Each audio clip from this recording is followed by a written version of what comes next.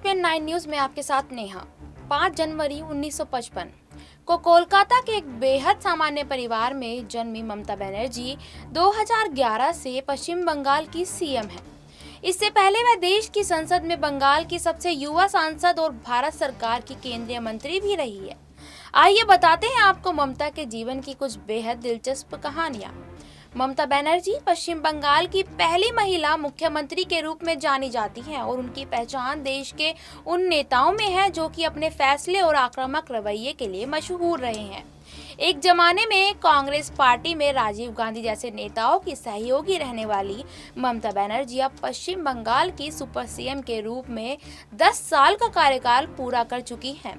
1975 में पश्चिम बंगाल में महिला कांग्रेस की जनरल सेक्रेटरी बनकर राजनीति में आने वाली ममता बनर्जी अब तृणमूल कांग्रेस की चीफ है। यह पार्टी वही दल है जिसे 1998 में कांग्रेस से अलग होने के बाद ममता बनर्जी ने खुद गठित किया था। 1998 में अपने गठन के बाद करीब 13 वर्ष की राजनीतिक यात्रा में ही तृणमूल कांग्रेस 2011 में पश्चिम बंगाल की सत्ता में काबिज हो गई।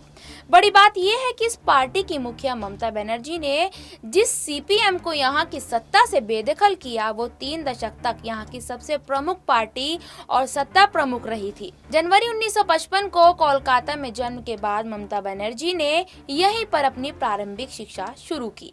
9 साल की उम्र में ममता बनर्जी के पिता प्रोमिलेश्वर बनर्जी का निधन हो गया। इसके बाद ममता ने कोलकाता के जोगमाया देवी कॉलेज से ग्रेजुएशन और फिर कलकत्ता यूनिवर्सिटी से इस्लामिक हिस्ट्री में पोस्ट ग्रेजुएशन किया। इसके अलावा उन्होंने जोगेश सी चौधरी लॉ कॉलेज से कानून की डिग्री भी हासिल की।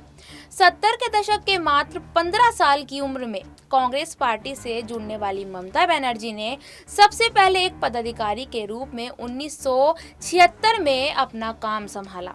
इस दौरान वो 1975 में पश्चिम बंगाल में महिला कांग्रेस की जनरल सेक्रेटरी नियुक्त की गई। इसके बाद 1978 में ममता कलकत्ता दक्षिण की जिला कांग्रेस कमेटी की सेक्रेटरी बन ही गई। 1984 में ममता बनर्जी को पहली बार लोकसभा चुनाव का टिकट भी कांग्रेस पार्टी से ही मिला और इस चुनाव में वो दक्षिण कोलकाता की सांसद बनी। इसके बाद 1991 में वो दोबारा लोकसभा की सांसद बनी और इस बार उन्हें केंद्र सरकार में मानव संसाधन विकास जैसे महत्वपूर्ण विभाग में राज्य मंत्री भी बना दिया गया।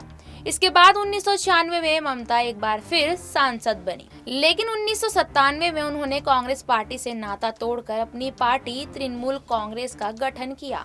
पार्टी गठन के शुरुआती दिनों में ममता बनर्जी तब बीजेपी की सबसे बड़े नेता रहे अटल बिहारी वाजपेयी की बहुत करीबी रही। इसके अलावा उन्होंने अटल बिहारी वाजपेयी की सरकार में रेल मंत्री के रूप में भी काम किया था।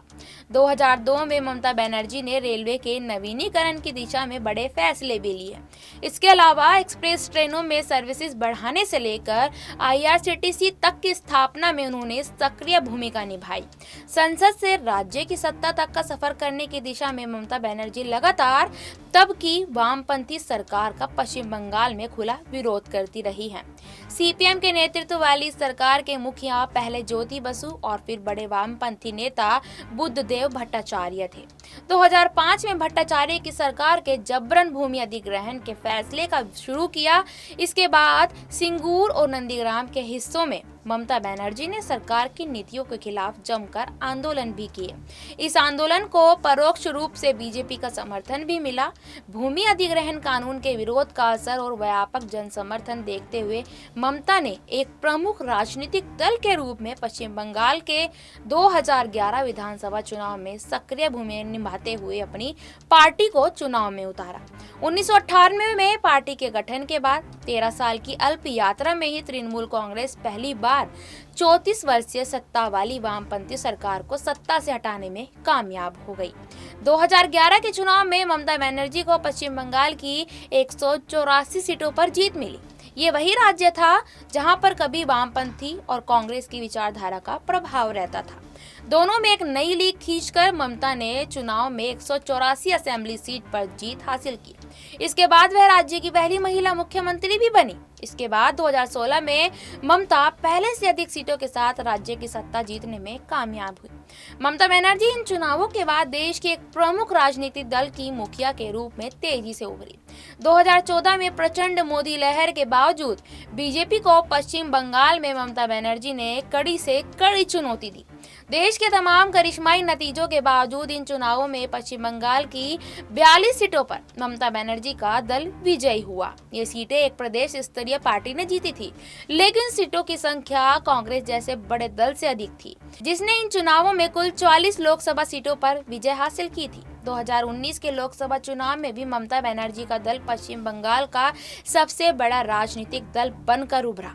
42 सीटों पर हुए चुनाव में ममता सबसे बड़े दल के रूप में 22 सीट जीत सकी। इसके अलावा बीजेपी को 18 सीटों पर विजय मिली। बड़ी बात यह कि मोदी विरोध के लिए ममता बनर्जी हमेशा बीजेपी के खिलाफ रही। ये वही ममता बनर्जी थी जो कि कभी एनडीए की सबसे प्रमुख सहयोगी रही थी। सीएए, एनआरसी, जीएसटी, नोटबंदी और यहाँ तक कि किसान आंदोलन तक ममता ने मोदी सरकार के तमाम फैसले का विरोध किया। और अब आज खुद बखूबी जानते होंगे, आज जो उपचुनाव के नतीजे आए हैं उनको देखते हुए साफ पता चलता है कि किस तरीके से पश्चिम बंगाल में ममता दीदी सबके दिलों में बसी हुई हैं। ऐसी ही ताज़ा तरीन खबरों के लिए बने रहिए SPN9 न्यूज़ के साथ। धन्यवाद।